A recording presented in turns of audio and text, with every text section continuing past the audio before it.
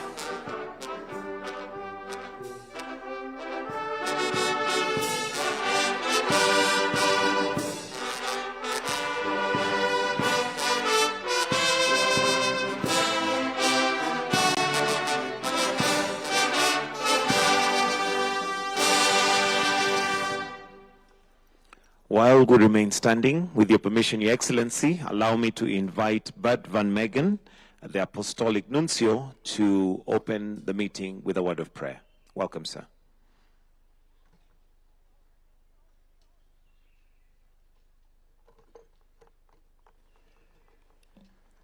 Let us pray.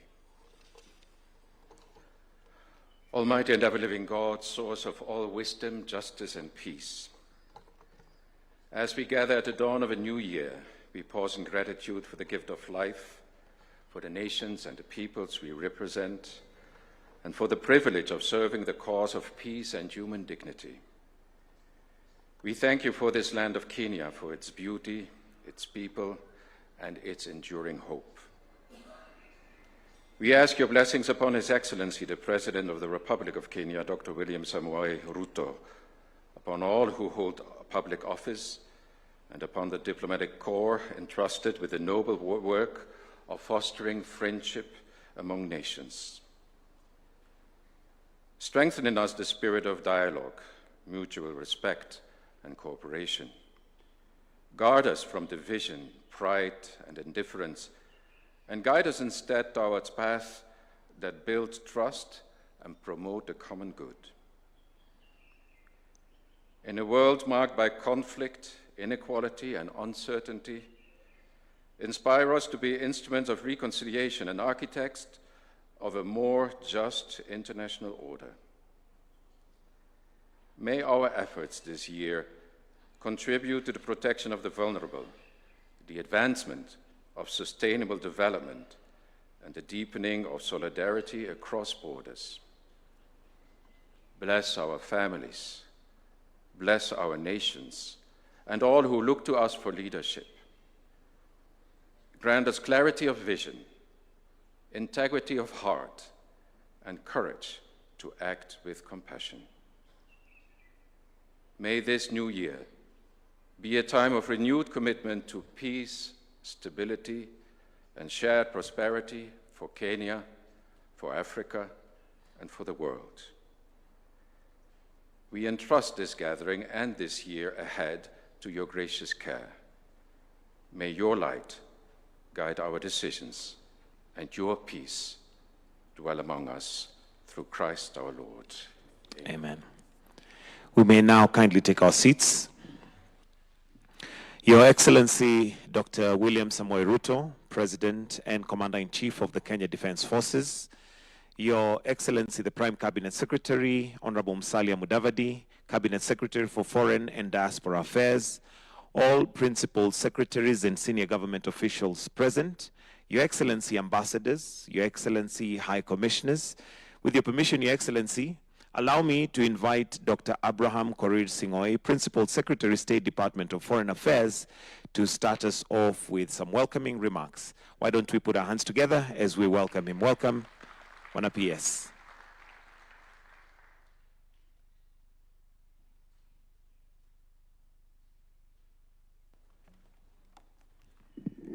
Your Excellency, Dr. William Samoei Ruto, the President of the Republic, Dr. Musalia Mudavadi, the Prime Cabinet Secretary of the Republic, Excellency, Ambassadors, High Commissioners, and all members of the Diplomatic Corps, my dear colleague, PSs, ladies and gentlemen, Your Excellency, at a time of profound shifts in international law, politics, economy, and technology, we are grateful for Your Excellency's vision and commitment to host this New Year's engagement with members of the Diplomatic Corps and the UN in Nairobi. I am grateful to these esteemed diplomats for responding to your invitation and for turning up in such large numbers. My duty this morning is really to run the program, and so to kickstart our meeting this morning, permit me, Your Excellency, to invite the Dean of the Diplomatic Corps, His Excellency Ambassador Bayene Rusom, the Ambassador of the State of Eritrea to Kenya, to make his very, very brief remarks. Let's put our hands together for Ambassador Ruto.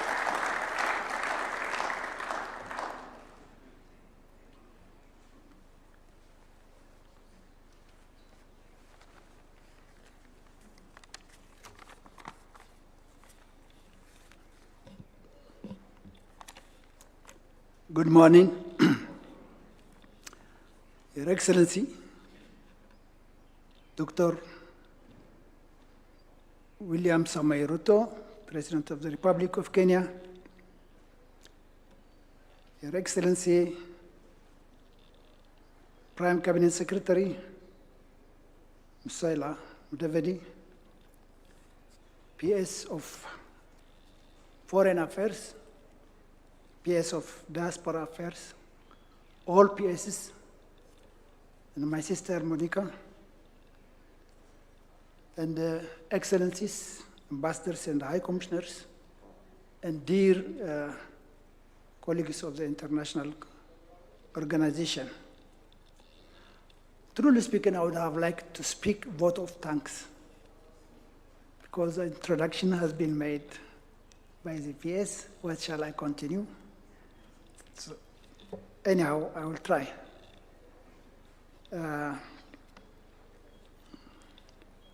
I rise, dear Excellency, President, to extend our sincere and heartfelt gratitude for always coming year in, year out to address us willingly and to personally engage with the diplomatic community at this annual gathering of meet and greet that underscores the value of your government placing on the principles of dialogue, mutual understanding, and constructive international cooperation.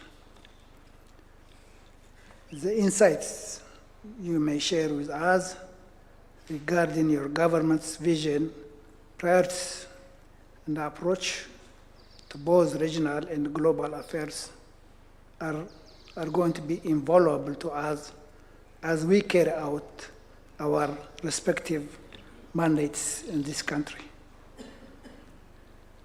We are particularly grateful for the address that you're going to give us, hopefully, on matters of governance, economic development, and your nation's foreign policy orientation. Such openness strengthens the foundation of trust upon which effective diplomatic relations are built, and enables us to represent your country's interests more accurately within our capitals and headquarters. Excellency, we thank you for your continued openness to engagement and for this institutional cooperation that facilitate our diplomatic work. Your presence here this morning is a testament to the interbranch commitment to fostering strong international partnerships. We look forward to another year, same kind of productive collaboration, building upon the foundations you will be outlining today. Excellencies and distinguished guests, please join me to give a warm round of applause for His Excellency the President. I thank you, Mr. President.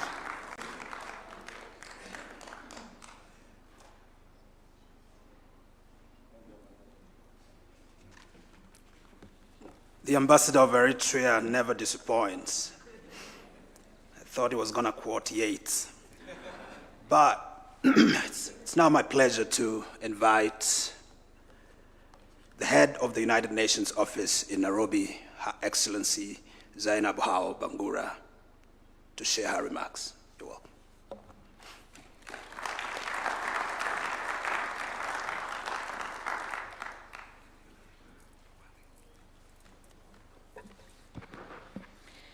Your Excellency, Dr. William Samuel Ruto, President of the Republic of Kenya, Your Excellency, Mr.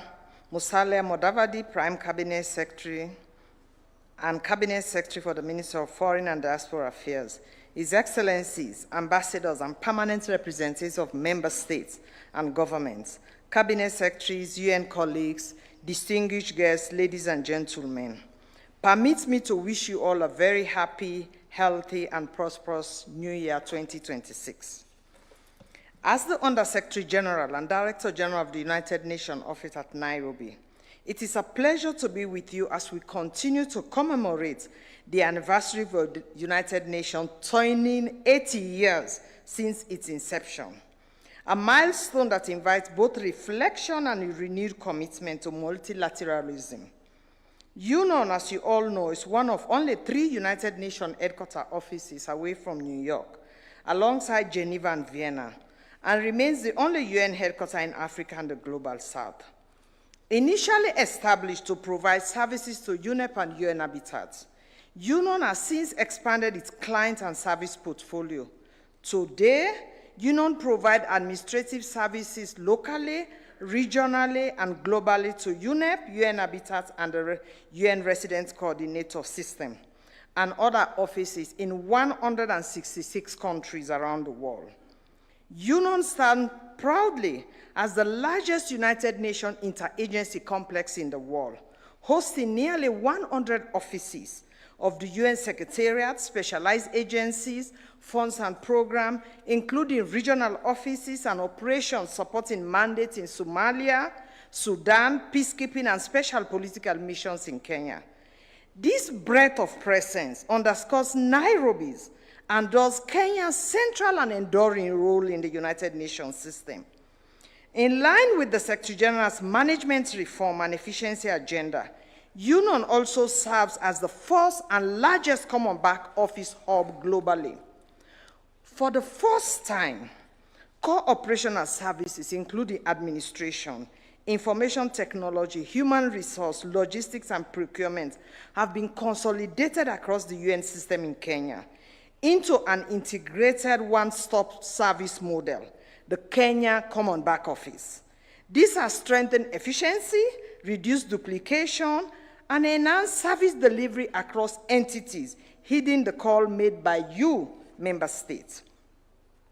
Excellencies, ladies and gentlemen, Allow me to highlight two major infrastructure investments approved by the General Assembly at a combined value of nearly $340 million, the largest capital investment undertaken by the UN Secretary General in Africa outside of peacekeeping. These projects are a clear and tangible demonstration of the United Nations' long-term commitment to Kenya. The first is the office expansion and upgrade, approved in 2017 and successfully completed last year. Importantly, the project was completed ahead of schedule and under budget, reinforcing UNON's strong track record in delivering complex capital projects efficiently and responsibly. The second is the conference facilities project, approved in 2023. This transformative investment will expand meeting capacities from 14 to 30 meeting rooms, including the construction of a new 1,600-seat assembly hall. This project will ensure that the only UN headquarters in Global South is equipped with modern, secured, and fit-for-purpose facilities capable of hosting mandated intergovernmental meetings well into the future. Early works began in 2025, with full construction scheduled to commence this year and completion expected in 2030. Excellencies, ladies and gentlemen, as the global home of environmental multilateralism and as the headquarters of UNEP and UN Habitat, UNON continues to lead by example in environmental stewardship. UNON remains the first and only headquarters to achieve and maintain ISO 14001 certification for environmental management system. Through reforestation, biodiversity conversion, and our commitment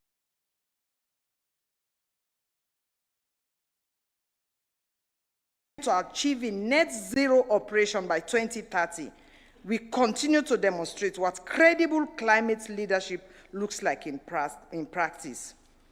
Across Kenya, our colleagues in the UN country team, led by my colleague Stephen Jackson, the UN resident coordinator, continue to work closely with the government and people of Kenya, focus on efficiency, constructive collaboration, scale and impact on sustainable development goals. They support the achievements of Kenya's stated development aspiration and provide humanitarian assistance. Against this background, let me be very clear. There is no change to the United Nations status in Kenya. Nairobi's role as a United Nations headquarters and multilateral hub was decided by the UN General Assembly. And despite some financial challenges, this mandate remains secure and strong. Excellencies, ladies and gentlemen, in conclusion, as some of you may know, this is the last annual meet and greet that the UN resident coordinator Stephen Jackson will be attending, as he will be moving on to a new assignment in a couple of months. On behalf of the UN family in Kenya, I thank him for his service, his contribution, and for his cordiality, and we collectively wish him the very best. I'd like to close by thanking the government of Kenya for its steadfast commitment to the United Nations, and as the organization continues to reform, to serve the people of the world, we shall continue to work together to maintain Nairobi as a multilateral hub it is. I'd also like to thank the diplomatic community here in Nairobi, in New York, and in capitals around the world for your steadfast engagement and support over the years in protecting and strengthening Nairobi as a UN duty station and global headquarters, including through your advocacy in the UN governing and decision-making bodies in New York and Geneva. Your continued commitment to multilateralism ensure that Nairobi remains a vibrant and indispensable center for the work of the United Nations today and for generations yet to come. Thank you, Asante Sana.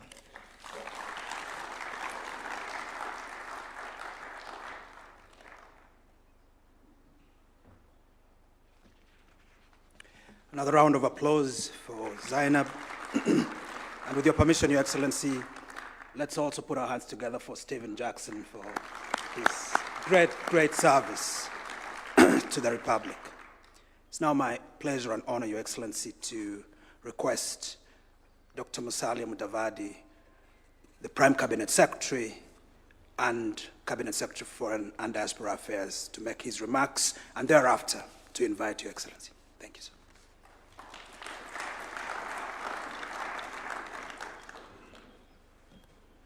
Your Excellency, Dr. William Samoei Ruto, President of the Republic of Kenya and Commander-in-Chief of the Defense Forces of Kenya. Your Excellencies,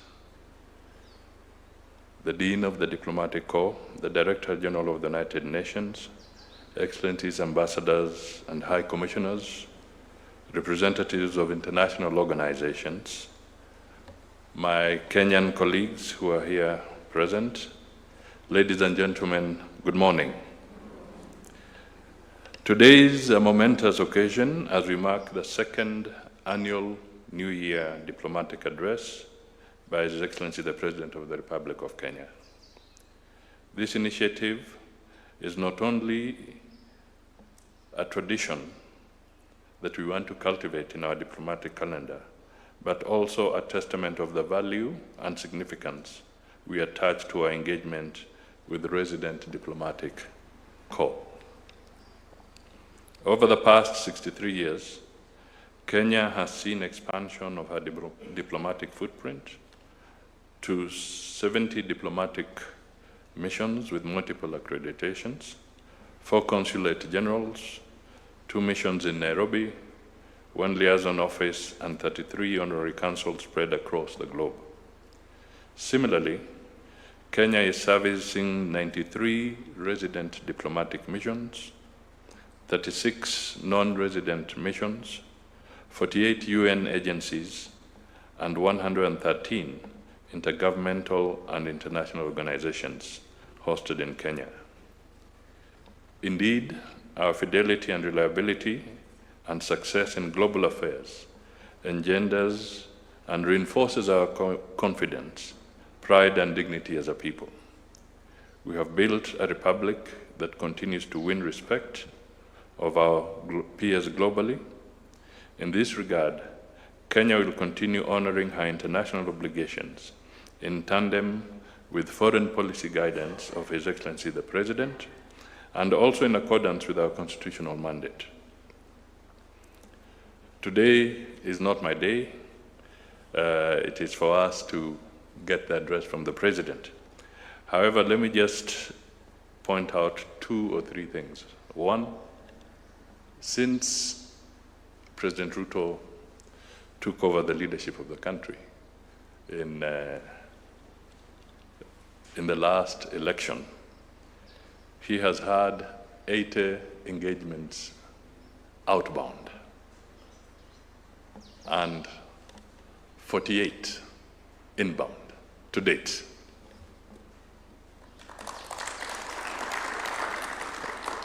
We have been able to execute about 269 memoranda of understanding with different entities, with your countries, and with various international organizations.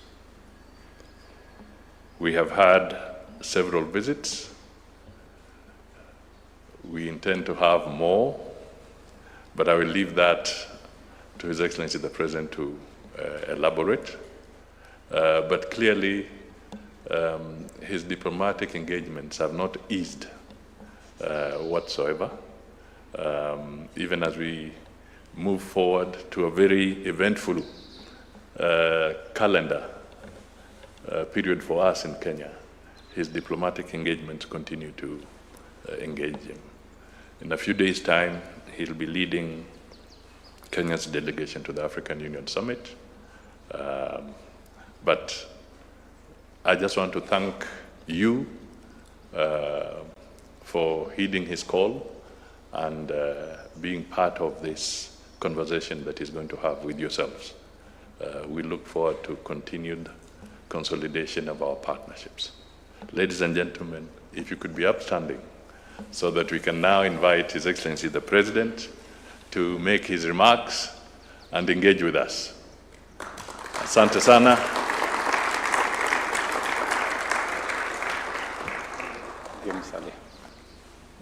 Thank you very much. Let's take our seats. Good morning, everybody. I think I should give my address in Kiswahili because I have tried to encourage as many of us to learn Kiswahili. It is a language spoken in, I think, almost 12 countries in our region. But I will spare you that today only. Distinguished guests, ladies and gentlemen, it is my honor to welcome you, and I thank you most sincerely for accepting my invitation and taking time to join me this morning. I know that we have established a tradition that we will be engaging with ambassadors, high commissioners, representatives of various global international organizations that are resident in Kenya as a way of building bridges so that we can consolidate our relationship and understand each other more, and so that you can be able to represent not just your countries, but also understand us so that we can better enhance our partnership. That's why we established this annual engagement as a deliberate and regular feature of our diplomatic calendar in recognition of the essential role that sustained consultations with resident diplomatic corps plays in advancing cooperation and understanding. This gathering, therefore, offers us a timely opportunity to reflect together on the significant developments of the past year at the national level, on the regional front, and we all understand what has been going on globally, so that we may proceed with a shared understanding of the realities shaping our relations and our responsibilities. Excellencies, 2025 marked a defining phase in Kenya's socio-economic development journey. It stands out as a period when many of the reforms and strategic initiatives undertaken by this administration began to yield measurable and visible results. Across key sectors, policy choices have translated into tangible progress, affirming both the soundness of our direction and the resilience of our people. These gains have strengthened confidence in the course of our economy, deepened social cohesion, and laid firmer foundation for inclusive and sustainable growth in the years ahead. Central to the progress recorded in the past year is the continued expansion of some of our signature projects. Just to give you maybe 3 or 4 areas that were of critical concern to this administration. As we all understand, we emerged in 2022 from the adverse effects of COVID, from the serious challenges that came as a result of the situation of conflict in Europe, and the many other commodity issues that came into play. And as a result, most of our economies were constrained. Our fiscal space was limited, and debt became a very serious challenge to many countries, including Kenya. In fact, statistics showed that Kenya had one of the biggest Eurobond in our part of the world. And many people were wondering. I remember even the Secretary General of the United Nations, my friend Antonio Guterres, asking me what's going to happen when this thing falls apart and Kenya defaults. because to many it was no longer it was no longer if, it was when. But by God's grace, we managed to consolidate our economy. Kenya actually was listed to be among 6 countries that would default. Fortunately for us, 5 of our colleagues defaulted, Kenya did not. And we had to make very difficult policy choices, sometimes very uncomfortable. I remember my first assignment when I sat in a room called number 6 in that building was to reduce our budget by 300 billion shillings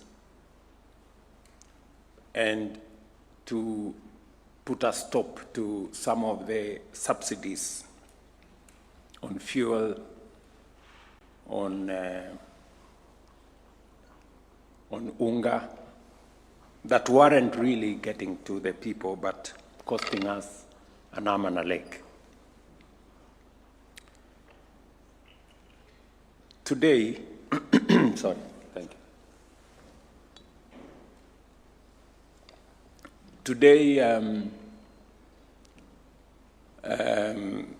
with confidence, I think we have taken the corner. Our economy is much more stable than it was at that time, as you're all aware. Our inflation, which was way around 9%, now is at 4.4, 4.5. Our exchange rate that had run amok is now stabilized for the last year and a half, almost 2 years actually, at 128, 129. And our dollar reserves, which had also dwindled to about $5.7 billion in 2022, we now have the highest foreign exchange reserves in Kenya's history at $12.3 billion. So we have, with the support and encouragement of many of friends and partners, we have managed to consolidate our economy. We still have a lot to do on it to make sure that we avoid the pitfalls of the past.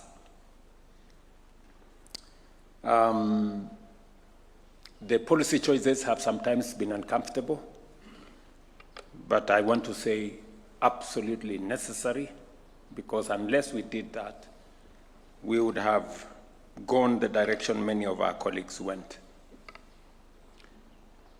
Number 2, we took the decision that we needed to stabilize food security in our country. The biggest challenge that I encountered when I came into office was the price of stable food. Many of you witnessed people in the streets with sufurias. I know you know what sufurias are on their heads, and that kind of situation. We've had to register all farmers. Today we have a register of 7.1, I think by this month, 7.2 million farmers. We are now giving out fertilizer on voucher. We are working on ensuring that reforming actually the whole agricultural sector. We had challenges with brokers and cartels and people who had cornered the agricultural sector. We have cleaned up our sugar sector. Many of you remember, those of us who are members of COMESA. Kenya has been asking for COMESA safeguards for the last almost 20 years. But I can now confidently say that we have reformed the sugar sector, and we have 200,000 new farmland On sugar, we have registered and licensed another 5 sugar mills. We have enhanced our production from about 500,000 tons to 815,000 metric tons. Hopefully this year, we intend to get to 1 million tons. And in another year or two, Kenya will be a net exporter of sugar. That is our plan. And so have we with coffee and tea and milk. And we have seen those sectors grow. And I want to thank many friends, development partners. The World Bank have come through for us in the agricultural sector. And we have made demonstrable progress. In fact, our staple food maize, we have increased our production from about 44 million bags in 2022 to 75 million bags this year. Again, the highest in Kenya's history.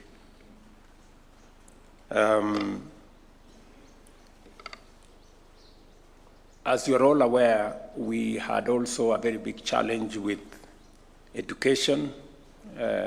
Close to 23 universities were technically insolvent because the funding model that existed did not work. We had challenges with the competence-based curriculum. There was a misalignment between teachers, students, and other stakeholders. And that is why I immediately, upon coming into office, I set up a presidential working party that gave us recommendations. We have implemented those recommendations and aligned them with our manifesto. And that has seen us build an extra 23,000 classrooms. I must again commend the World Bank for coming through to us, for partnering with us in the building of those new classrooms. We have hired an extra 100,000 teachers in the last 3 years. In fact, 1/3 of all the teachers teaching in Kenya today were hired in the last 3 years to close the gap on teacher-student ratio. We still have a small challenge on laboratories. Again, I want to thank development partners for coming through with us. We are now constructing 1,600 laboratories in different schools, especially those in rural areas and some in our informal settlements. And we've rolled out a new student-centered funding model for our technical, middle level, and higher education, including universities. Today, if you ask any vice chancellor in any university, they will tell you that while they weren't able to pay staff in 2022, today they can pay their staff, they can pay their suppliers, they can pay their pay as you earn, and most of the universities that were technically insolvent are now walking out of insolvency. We've had also to re-engineer, as you know, our health sector. We did undertake to the country that we were going to, in fact, my commitment was to reform the National Health Insurance Fund. But when we went through the motions, it became impossible to reform it. So we had to re-engineer it altogether. So we had to replace the law. And because we had tried that so many times, we tried it with my predecessor It didn't work. So this time round, we decided to overhaul, actually, to change the whole setup. We replaced the NHIF law with 5 pieces of legislation. And today, Kenyans that are registered on the SHA portal are 29.3 million, up from just under 8 million under the National Hospital Insurance Fund. Again, I want to commend many development partners that have come through to support our health program. The latest being the United States that signed with us a health program that will avail over the next 5 years about 200 billion Kenya shillings, and all the other friends that have also supported our health, especially social protection and many other spaces. We have also undertaken a very robust job creation program, from housing to digital jobs to export of labor to what we are doing in the Nyota program. It's a whole array. I can confirm to you that we have 1.5 million people today working who were not working in 2022.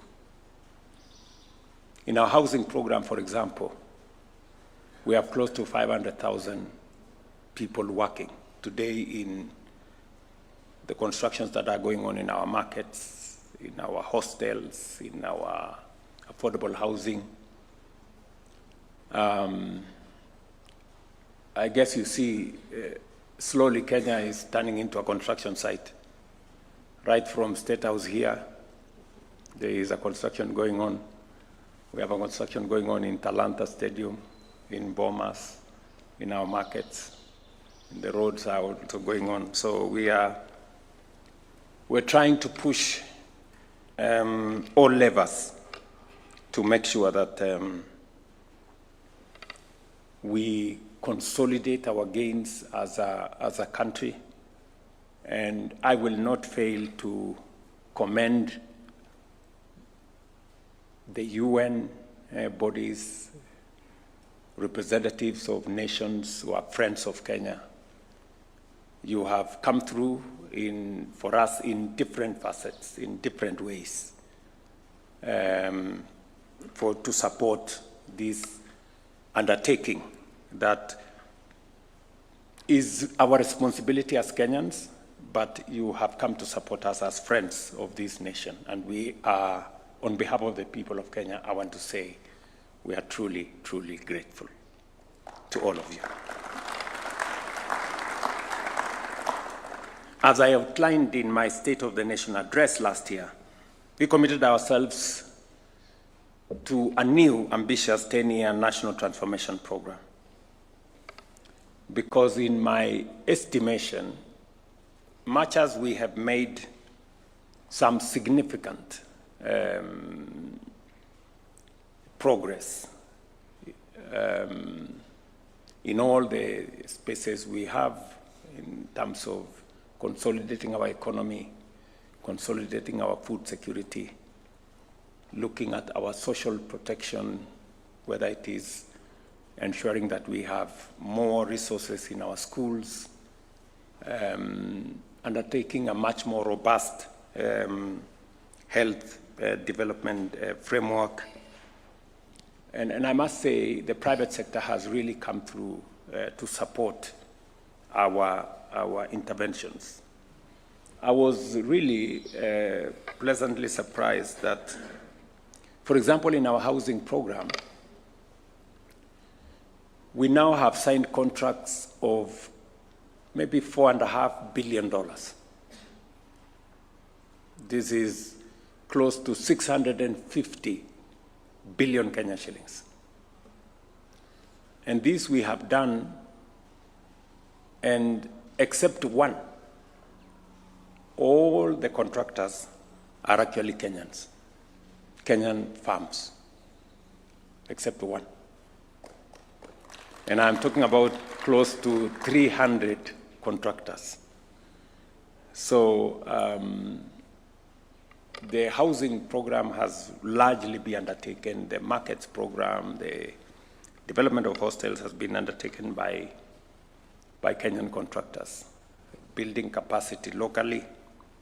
But I must say they have learned a lot from their partners from outside Kenya.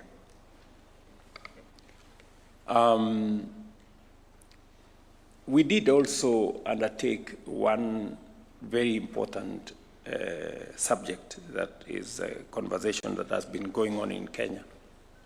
The culture of saving. You know, we've had not a very good culture of saving. So it is one of the issues that I undertook that I would try and drive. I am very happy that our social security,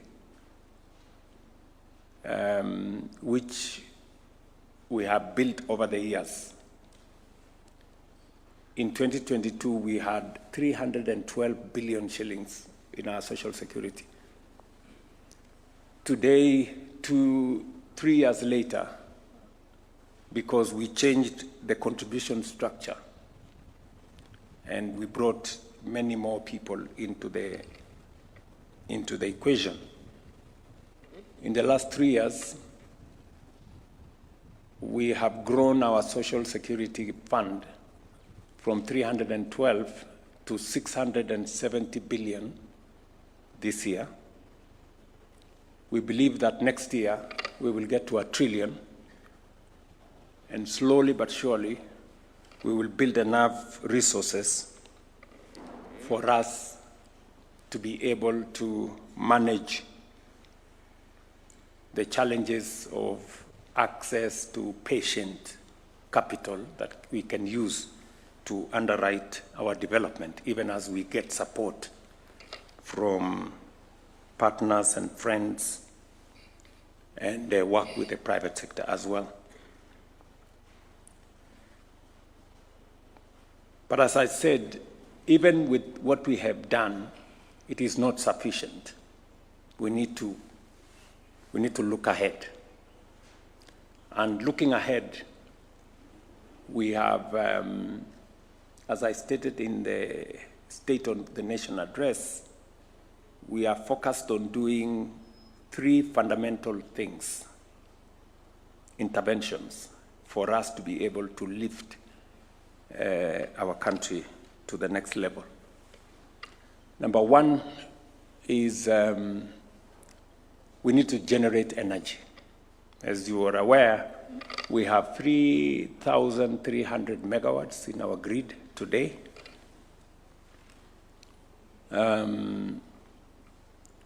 For us to undertake the kind of technology transition, industrialization, and manufacturing that is necessary for us to move the country to the next level, we need energy. And we have good reserves of renewable energy in geothermal. I think we have capacity of another 10,000 megawatts. We have another 20,000, maybe more, of wind energy. We have a lot more of solar.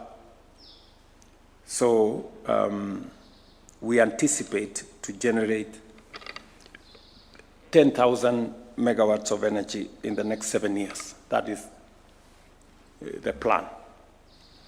This will require not just public money. Of course, we are going to provide public money, but we will need to crowd in private sector money, money from other entities, investors, pension funds, venture capital, and many other people who have resources to invest in that space. Number 2 is we need to expand our infrastructure. We are still not yet there.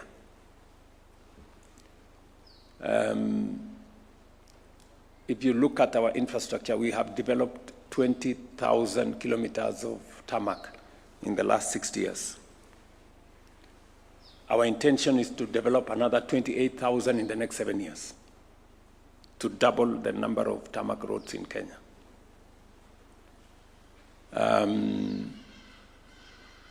We already are on course. We have mapped out what the areas are, and we believe that we can raise the resources to undertake this transformation.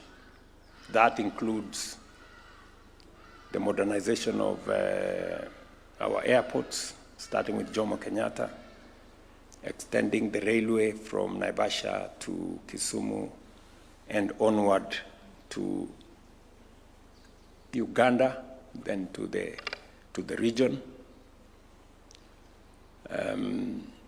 Actually, the railway, I think we have already set a date.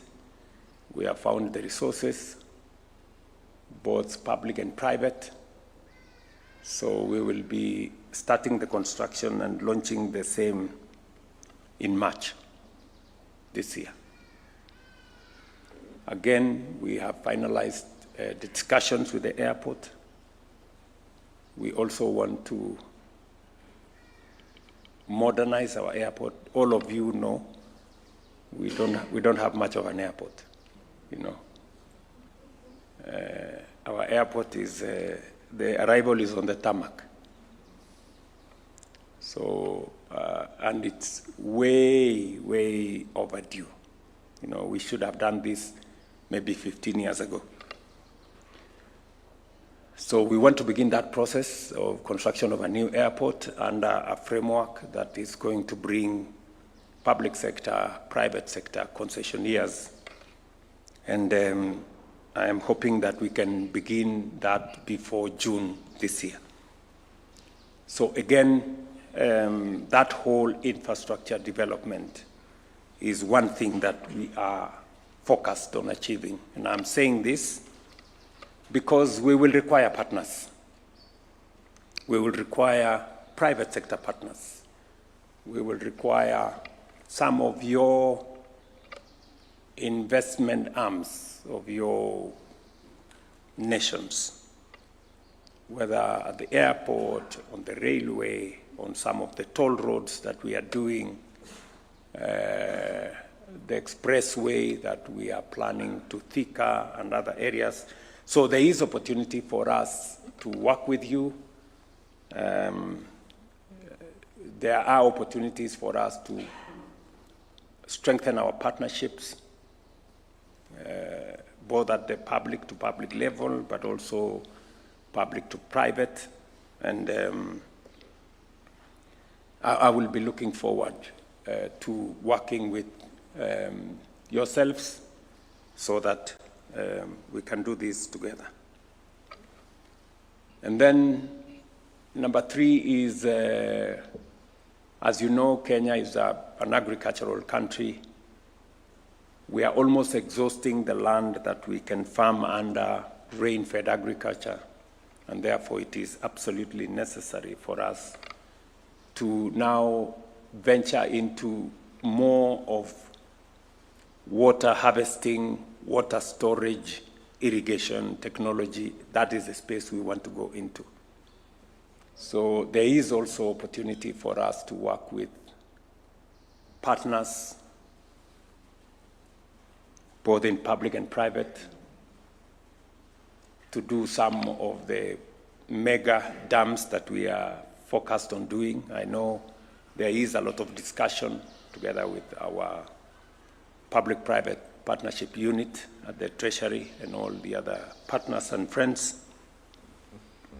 So we are focused on doing another 50 mega dams,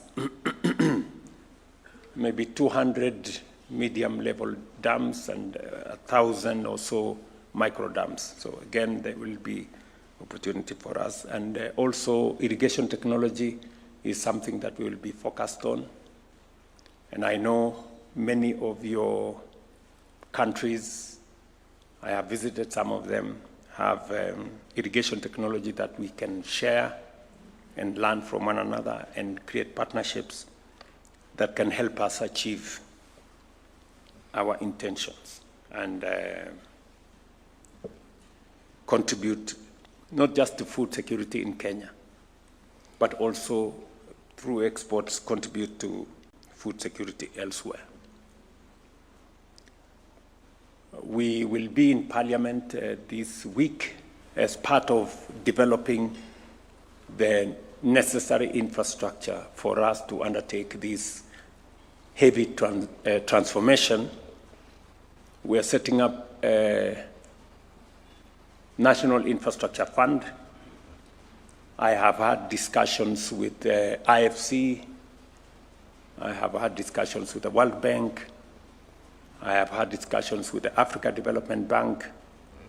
We've had conversations with the Afri-Exim Bank and many other partners. And they have given us a lot of support in terms of ideas, in terms of how we can use the public resources that we have, the public assets that we have in a much more structured manner, in a manner that we can use the resources and assets that we have to crowd in resources from the private sector and from other sources to be able to drive our development. We've also learned the hard way that the Constitution mandates us that we must be intentional on making sure that there is intergenerational equity. That we don't, whatever we have today, we need to think about not just today, but we need to think about tomorrow and the generations that will come after us. I was in Kwale, for example, this week actually, on Friday. And when I met the leadership in Kwale, they told me, look, Mr. President, we had titanium in Kwale. We exploited titanium. It got finished. The mine is now closed. And there is no sign of that titanium anywhere today. Some generations in the future will ask us, there was titanium in Kenya, what happened? You people ate the whole of it and left nothing for us. So we're going to Parliament to actualize a new legislation, the Sovereign Wealth Fund, that will now provide mechanisms for making sure that whatever it is that we do now, whether through privatization or any other resources, we have a fund that takes care of the generations that will come after us. Again, we have areas that we will learn from some of you. We will work together so that the Sovereign Wealth Fund will secure intergenerational equity and enhance resilience to external shocks through disciplined, transparent, and long-term stewardship of national resources. Excellencies, in 2025, Kenya continued to deepen bilateral relations across Europe, the Middle East, Africa, Asia, and the Americas.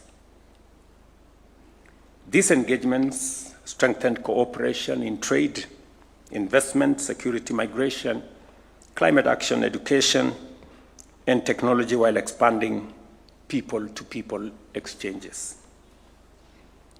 I am very happy that in the last 3 years we have been able to conclude, sign, ratify the Economic Partnership Agreement with Europe. It was quite a very proud moment to sign that contract here. We have also concluded the SEPA agreement with the UAE. We have also almost concluded now the agreement with China.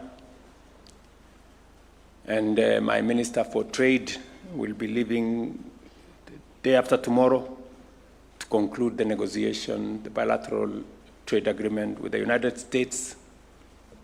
And we are aligning more so that we can build a stronger ecosystem of trade partnerships that will allow us to do more with many friends across the globe.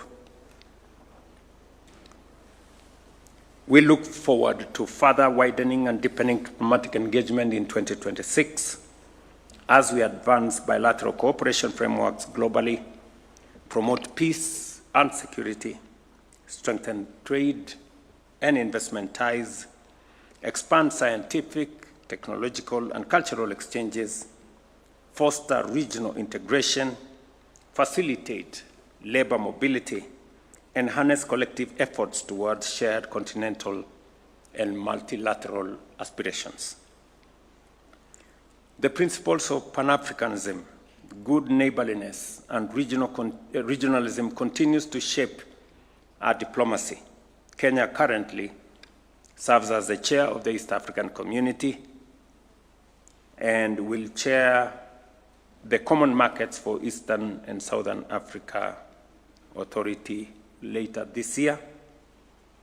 These responsibilities align with Kenya's long-term standing view that enhanced regional cooperation remains central to Africa's economic transformation and sustainable development in general. At the continental level, Kenya continues to contribute to Africa's institutional strengthening. As African Union champion for institutional reform, we have supported ongoing efforts to enhance the effectiveness, the credibility, and responsiveness of the Union, particularly in the areas of peace, governance, and financing. Again, let me appreciate the support to the African Union by many partners here. And to support what you have done over the years, we are having a very candid conversation as African leaders, and I will be presenting a report on what we have managed to put together. Number one, to do more on funding the African Union. We have developed alternative mechanisms of trying to make sure that we fund the African Union 100% by ourselves, so that whatever partnership exists will be additional to what we are doing as leaders and as countries in this continent. Number two, we are looking at the peace and security infrastructure.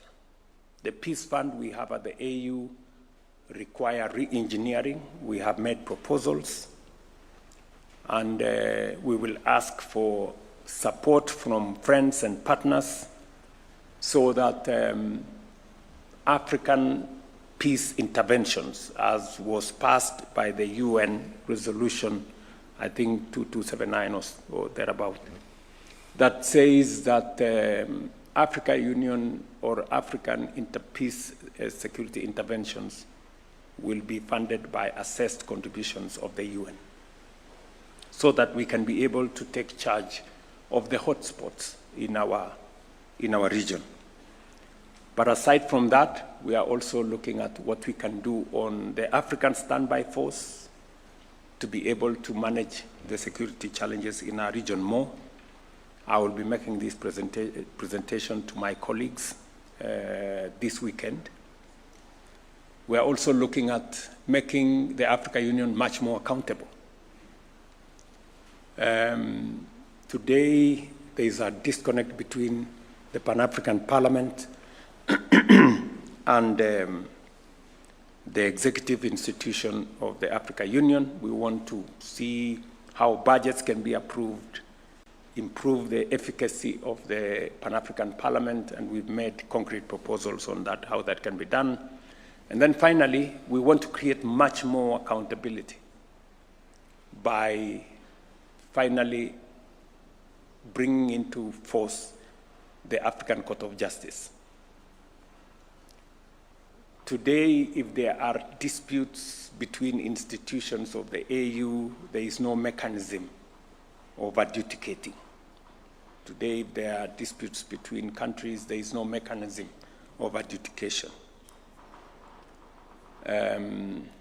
Thankfully, the instruments for the establishment of the African Court of Justice have already been ratified. They have already been signed. What is only remaining is the actualization. So again, we will be making those proposals.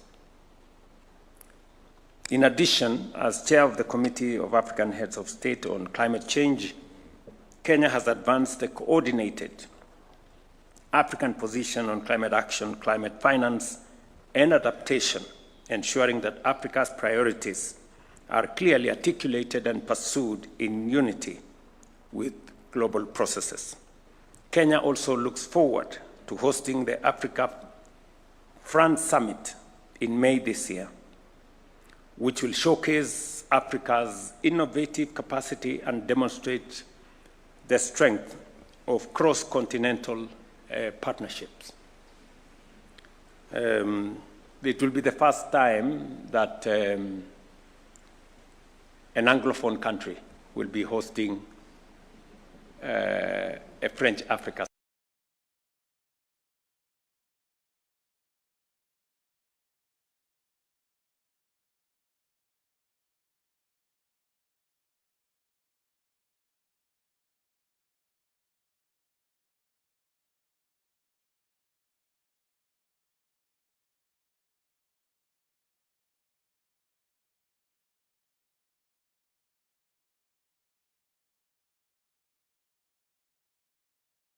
Opportunity for us to finally reduce the sharp edges between Francophone and Anglophone and try and consolidate our partnerships as one region. There will be private sector engagement. We're trying to get the highest level of participation from African entrepreneurs, business people, and investors, and to see how we can consolidate that position. I have talked to colleagues around the continent, and we are making very good progress on colleagues that will be attending.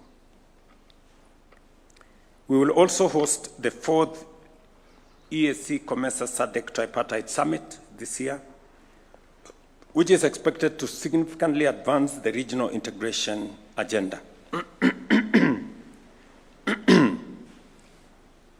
Ladies and gentlemen, regional peace and security remains a core focus of Kenya's foreign policy. Stability in the Horn of Africa and the Great Lakes region is inseparable from our own national security, economic prospects, and development trajectory. Kenya, therefore, remains actively engaged in regional and continental efforts to prevent conflict escalation, strengthen governance, and build resilience in fragile and conflict-affected areas. In the Great Lakes region, Kenya has played an active role in efforts to reduce tensions and advance dialogue among parties in the Democratic Republic of Congo. Together with His Excellency Emerson Mnangagwa, President of the Republic of Zimbabwe, I co-chaired several EAC SADC summits, which culminated in the merger of the Nairobi and Luanda processes, strengthening coherence and reaffirming regional ownership of this peace framework. In December last year, I also witnessed the signing of the Washington Accord for Peace and Prosperity between the governments of the Democratic Republic of Congo and Rwanda, marking an important diplomatic milestone. Kenya maintains that international initiatives, including the Washington and Doha processes, must reinforce and remain aligned with a consolidated African-led framework to support sustainable outcomes. In Sudan, Kenya remains deeply concerned by the ongoing conflict and its grave humanitarian consequences.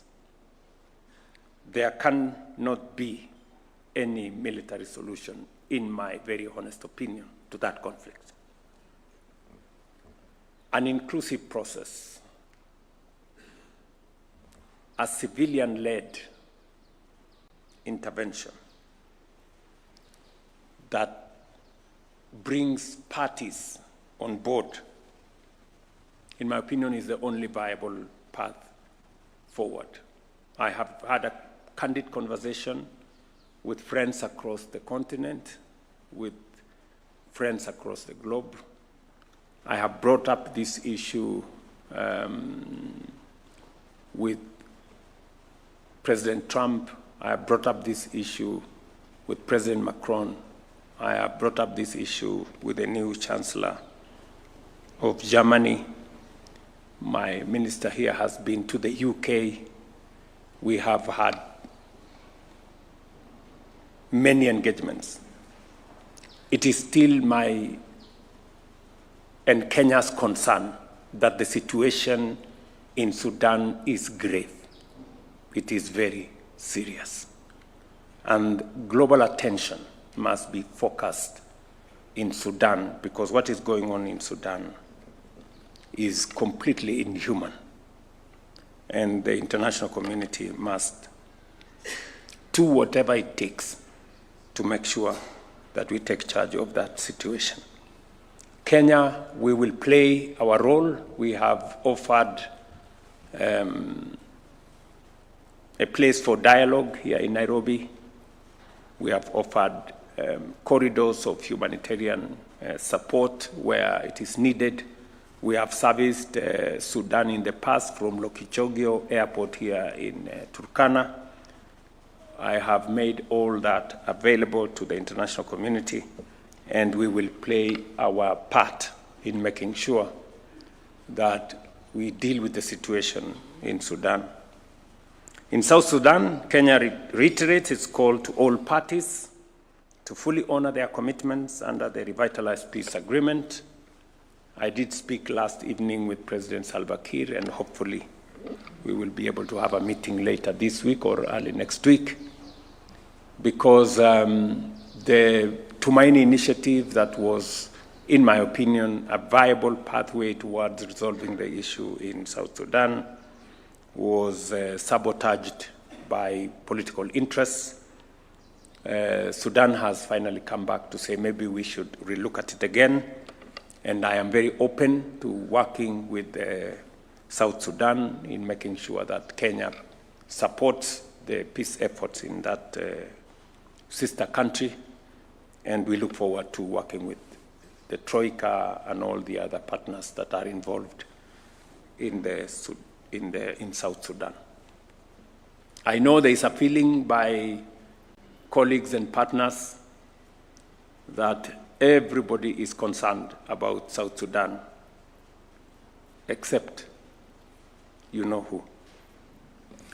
In Somalia, Kenya continues to encourage constructive dialogue between the federal government and the federal member states as the foundation for national cohesion and effective governance. We underscore the importance of predictable financing and a conditions-based transition in the Africa Union support and stabilization mission to safeguard hard-won gains that may go to waste if we do not manage the transition properly.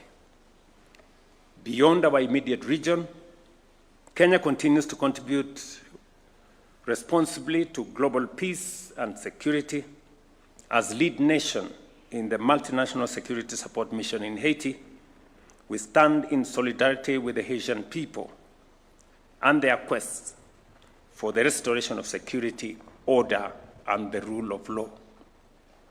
We are now focused on a coordinated and orderly transition of that mission to the gang suppression force, supported by adequate international financing, strengthened command structures, and a United Nations Support Office, measures essential to consolidate progress and prevent relapse into instability. A lot has been achieved, not as much as we would have wanted, but there is progress that had been achieved that needs to be safeguarded, and then whatever needs to be done should be done.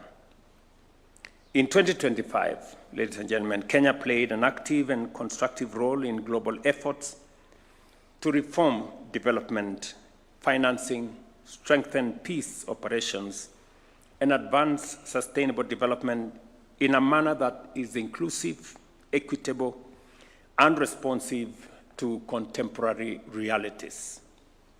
At the 4th International Conference on Financing for Development, held in Seville in Spain, Kenya joined the international community in renewing and reviewing progress under the Addis Ababa Action Agenda while confronting emerging global financing constraints.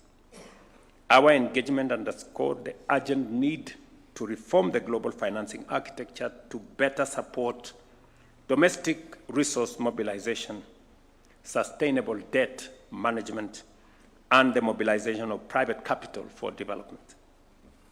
At the same time, Kenya's commitment to global environmental governance was demonstrated during the 7th session of the United Nations Environmental Assembly, held here in Nairobi, where Kenya called for the translation of global declarations, including the outcomes of COP30, into concrete action addressing climate change, biodiversity loss, and pollution in ways that are visible in people's lives and protective of future generations. Our leadership in environmental diplomacy also extends to ocean governance. The ratification of the agreement on the conservation and sustainable use of marine biological diversity of areas beyond national jurisdiction reaffirms our commitment to rules-based multilateralism, ocean sustainability, and the protection of global commons.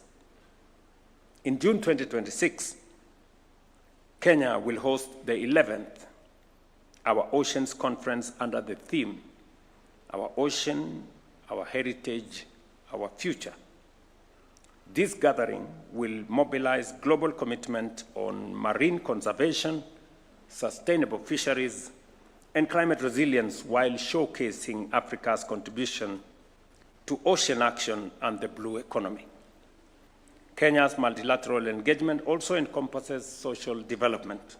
At the World Summit for Social Development held in Doha, Qatar, we reaffirm that poverty eradication, decent work, and social inclusion are inseparable from sustainable development. These principles continue to guide both our domestic policy and our international partnerships. Excellencies, ladies and gentlemen, Kenya remains a firm proponent of a rules-based international order. Amid growing global instability, we reaffirm our commitment to sovereignty and territorial integrity as enshrined in the Charter of the United Nations. As the UN marks its 80th anniversary, the world stands at a critical inflection point with multilateralism under increasing strain. It is our firm belief that a strong United Nations and a steadfast adherence to multilateral principles remains indispensable in addressing the complex and interconnected challenges of our time. We are proud to host the only United Nations headquarters in the Global South and remain committed to providing the political, security, and infrastructural support necessary to expand the UN presence in Kenya. Bangura knows that. She used to send me very long messages.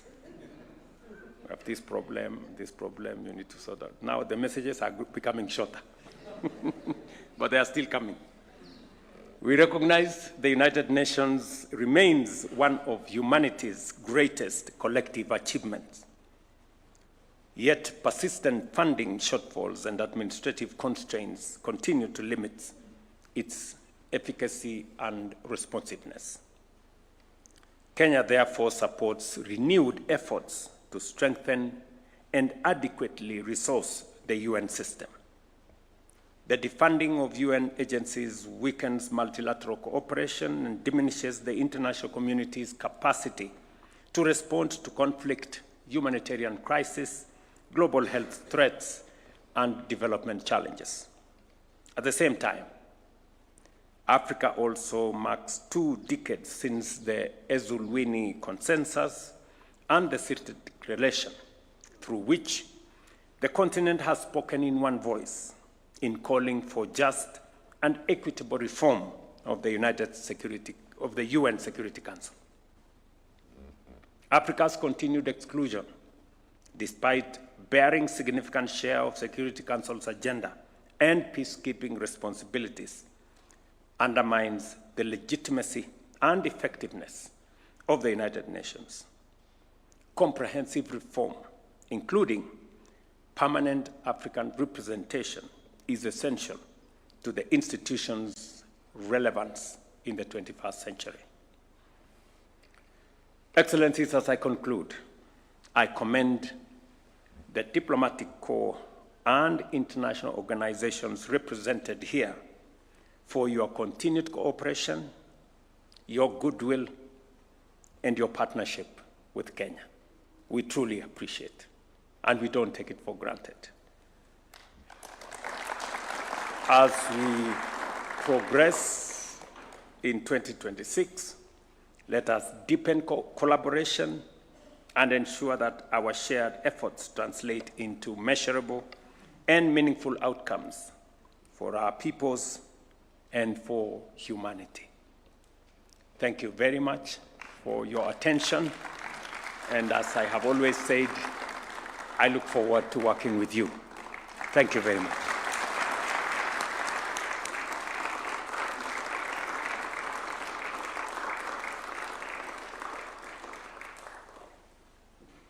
I don't know, just hold on. Yeah, let's take our seats. I am not schooled in matters diplomacy. But I remember, I think it was Chinua Achebe, who, I think there was a church somewhere, somebody was preaching in church. So he was sitting in the congregation. After the sermon, he asked somebody there, are people allowed to ask questions after the sermon?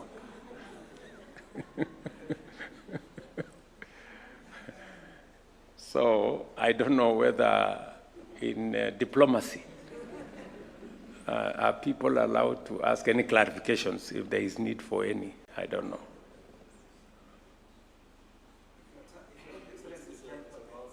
Okay. I can take 1 or 2 clarifications if there is anybody who has something to say with the permission of the diplomats here. There are no consequences for asking any question.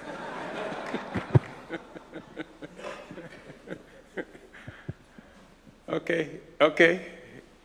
My good friend, and by the way, my good friend from Morocco, we did open also a diplomatic office in Morocco.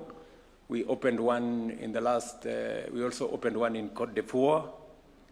We opened one in Haiti. We've opened one in Denmark. We will now be sending somebody to Vatican, and I think we've also opened one in Guangzhou, is it? A consulate in Guangzhou. So Thank you, Mr. President. Thank you for your time. I will dare to ask Your Excellency about as a champion of institutional reform at the EU. Your Excellency have spoken with many issues that you have planned to reform at the EU. Yes. But I think the CFTA... At the AU, not EU. No, African Union. Yes, yes. Yes. But there is one aspect that should be...